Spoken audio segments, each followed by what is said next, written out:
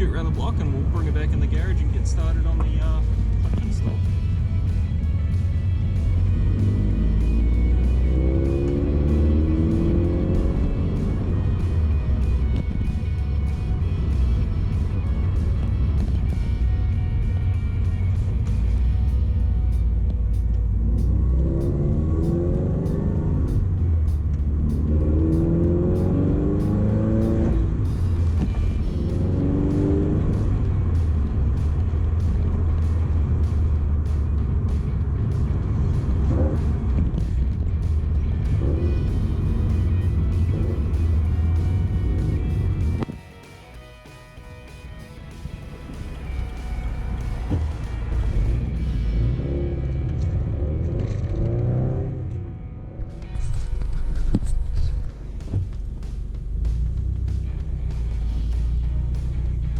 So you can definitely feel, you can hear it there too, there's a stick disengagement once the clutch is a little bit hot. So we'll get in there, we'll take the clutch out, we'll see what the go is with that, see if there's any wear on the throw up bearing or what the go is. Oh, excuse me. Yeah, swap them out, put the heavy duty one in, and got some other goodies that I'll show you in just a sec. Back from the drive, and the car didn't feel too bad initially. When the car was cold, it seemed to be quite alright. Once we got a little bit of heat into it, driving it around for a little bit, it did start to feel quite sticky and very inconsistent. Sometimes you could slip the clutch and let it out progressively, other times you had to kind of just dump it and hope for the best. It did get quite grabby when I started bringing it back here. Reverse was something else as well. Bringing it up the drive, it started grabbing quite heavily. Now it is a stock clutch as well, so it shouldn't be doing that from factory. One thing I did notice, and I have noticed driving these before, is there's very little clutch feel via the pedal at least, so you can have a heavy duty clutch, and the assister spring in these cars is quite intense. That is just what it is, so that might have led to some premature wear perhaps. Yeah, we'll get the clutch out, we'll get the box, the clutch, flywheel, all of that out, we'll have a look, and we'll try and verify what the problem was. A little list of parts for this. So it's pretty simple setup really. So we've got the direct clutch services, heavy duty pressure plate, X80, I believe this is a sports ceramic clutch disc here, and a X80 lightweight flywheel. Also going to be installing this Cusco braided clutch line as well, and the gusseted clutch fork as well. So the stock ones of these are actually fairly prone to cracking when you start using a heavier duty pressure plate, so a lot of companies are now selling these with gussets just to strengthen it up, and obviously a new pivot ball as well to suit. Nice little addition as well is magnetic sump plug. We're going to do the oils, diff, trans, obviously the trans, and I'm actually going to go through and bleed all the brakes as well. He's going on a fairly long journey in a while, so we'll get all of that done. These cars are actually fairly simple for doing clutch swaps, or as simple as a clutch swap goes really. You can do them at home quite simply. On top you've basically got your battery, a couple of bow housing bolts. You can see just in here, there's your slave cylinder, that's that line we're replacing there, and the master is just up there. So most of your stuff's up there, a few plugs, a few wires that you need to remove from the top of the gearbox, and that's about it up there. Inside, we move around, whole center console needs to come out, shifter needs to come out, and then I believe there's an aluminium bracket that we need to remove as well. I haven't actually done one of these before, but honestly, in the last 10-15 years, cars haven't really changed that much. So lefty loosey, righty tighty in that regard. And then once I get under the car, I'll show you what you need to do under there, and kind of just do a time lapse of myself doing it. And yeah, hopefully it's informative. Alright, taking the interior out, a few screws, a few bolts. Most of the interior gets unclipped. Just make sure you get all your plugs pulled out before you go yanking on it. Now I'll touch on the lower boot. It is quite a mission try and be patient with it, but you really do need to stretch it, so pro tip. Removing the battery, top of our housing bolts, and the slave cylinder here, which you can't still on ground, just so you're not so much stretching to get all the way in there. Now we're going to get the car up on 4 jack stands. We've got some trays to take off and some fluids to drop. So the trays themselves are just 10 mil bolts and 12 mil bolts, and some hex bolts for the diff, the gearbox, and just I think it's like 14 mil for your engine oil. In regards to the diff and gearbox, make sure you get the top bolts off first, the filler bolts, because if you drain it and you cannot, you are going to be up shit creek.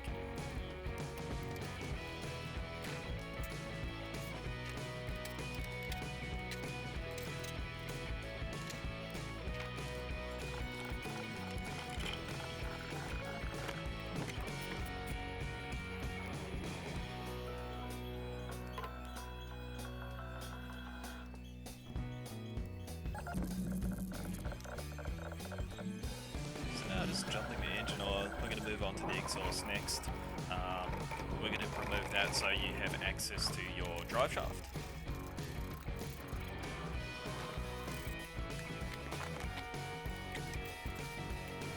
And keep in mind, you might need new gaskets for your exhaust, so if you're doing this on a Sunday and you need your car Monday, you will probably also be up shit creek. Just something to keep in mind. And also, when you remove your drive shaft from the gearbox, just keep in mind there'll be a bit of fluid that comes out as well, and when you rest it on the ground, there'll be a bit of fluid, so good time to chuck a couple of rags down. Starts getting pretty messy from this point on.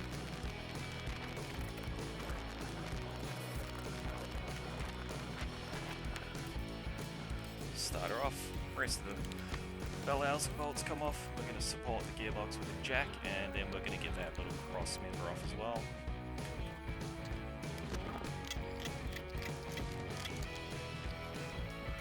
Lower her down, just jig a little bit, she'll come out, it'll be pretty straightforward. If it does get hung up, just try the level of the drag, go a little higher and a little lower, and kind of jiggle it around and she should come out pretty sweet. Just taking off the flywheel now. Gonna go clean up the new lightweight flywheel, bit of acetone. You can use brake cleaner or whatever you have, alcohol lying around. Keep in mind you want to do the pressure plate as well. And a bit of blue Loctite, and we're going to torque it down. I found my initial swap for the breaker bar wasn't really ideal. I had to move it down after I kind of abused the camera.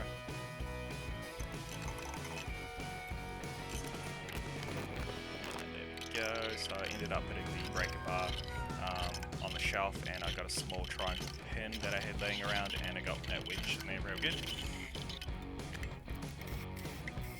Just using the rattle gun not to tighten the bolts, but just to wind them in, so I'm not spending half an hour with the torque wrench trying to tighten them down. And we're going back, this is just me jiggling and removing the box. You can see it's not going to come off straight away, but with a little bit of persuasion and jiggling, she'll come out.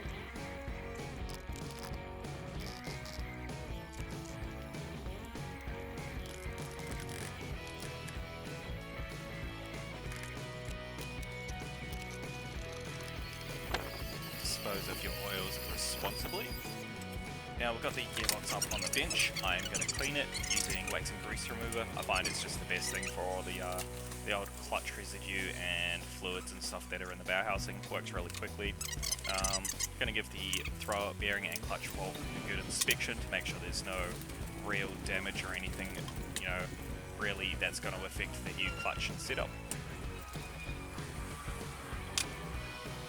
One thing I'll note with the 8.6 community is that they're all willing to help. There is a ton of information and how-to videos on these things. It's actually really good. It's a good change.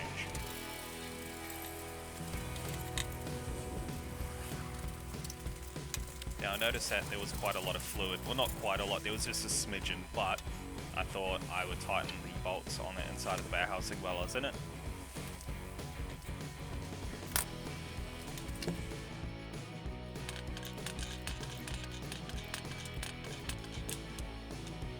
High temp grease, not too much. You don't want that spinning out and getting onto the new clutch.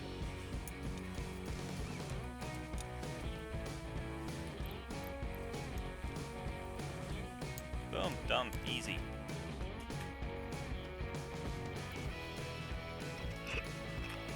Now here's a tip that I found made my life considerably easier.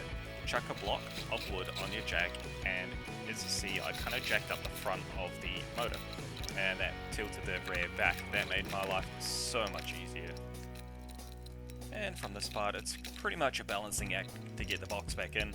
We are just going to do the reverse of what we done to take it out. Everything else pretty much just follows the same sequence, just in reverse. So I'll get into putting the fluids in, and yeah, we'll get it done.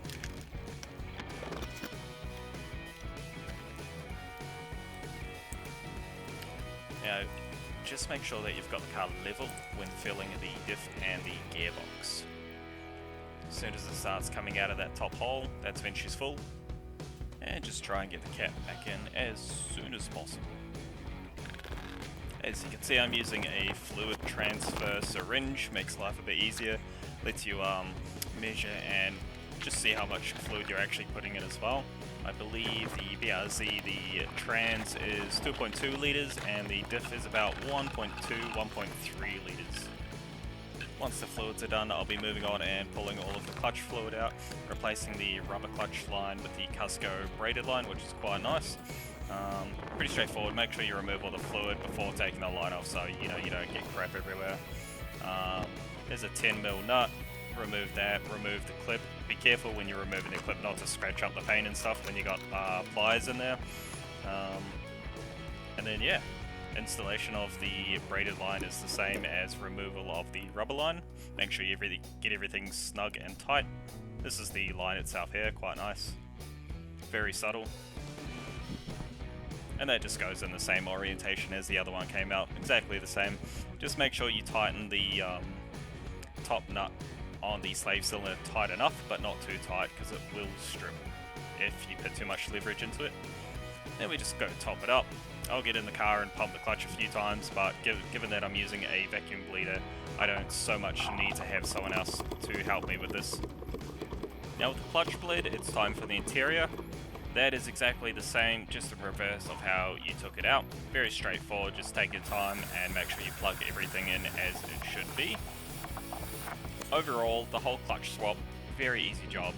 Would have been easier with someone else, but I prefer to work by myself, so you can tackle it with someone else or even do it by yourself. As you saw, not exactly a hard job.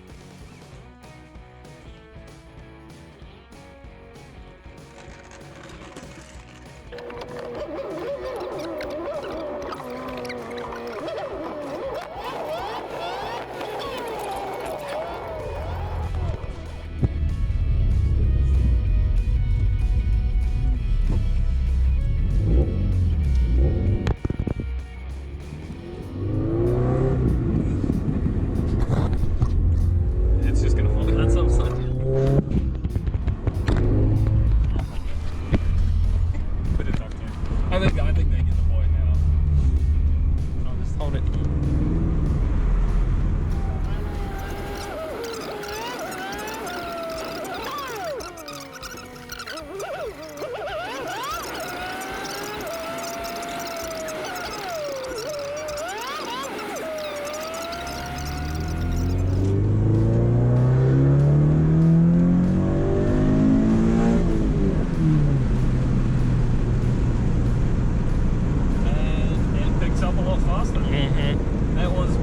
That wasn't foot flat, that was like pushing into it too.